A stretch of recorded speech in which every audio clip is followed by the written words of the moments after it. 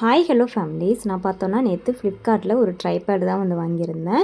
Already நான் வாங்கியிருந்த அந்த tripod வந்து சீக்கிரமாக உடஞ்சிருச்சு, அவ்வளோ ஒன்றும் நல்லா இல்லை. ஸோ அதனால தான் அந்த ட்ரைபேடு வந்து வாங்கியிருந்தேன். ஸோ இது எப்படி இருக்குதுன்னு சும்மா ஒரு ரிவ்யூக்காக தான் இந்த வீடியோ வந்து நான் ஷேர் பண்ணியிருக்கேன்.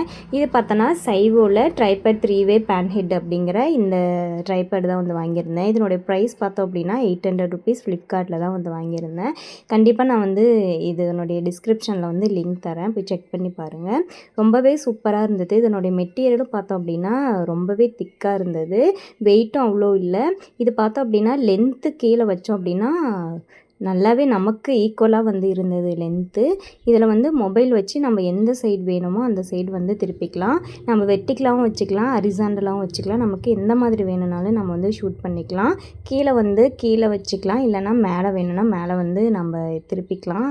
எந்த சைடு திருப்புற மாதிரி வந்து கொடுத்துருந்தாங்க. லென்த்தும் பார்த்தோம் அப்படின்னா கீழே நம்ம இன்க்ரீஸ் பண்ணிக்கலாம், மேலே மொபைல் வச்சுருக்கோம்ல அங்கேயும் வந்து இன்க்ரீஸ் பண்ணிக்கலாம்.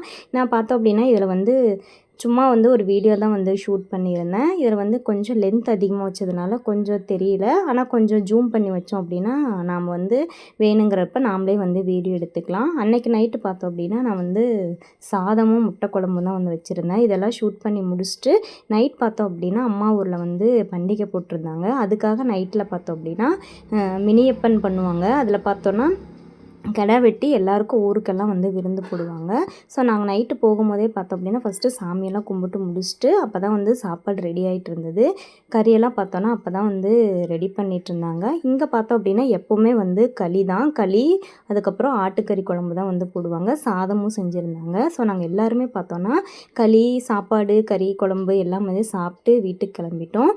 ரொம்ப சூப்பராக இருந்தது. அங்கே கோயிலில் வந்து எல்லார் கூடயும் சாப்பிடவும் அந்த சாப்பாடும் பார்த்தோம் அப்படின்னா ரொம்ப சூப்பராக இருந்துச்சு. ஸோ இதெல்லாம் முடியறதுக்கே பார்த்தோன்னா 10, 11 மணி ஆயிடுச்சு. அதுக்கப்புறம் எல்லோரும் வீட்டுக்கு கிளம்பிட்டோம். தேங்க்யூ.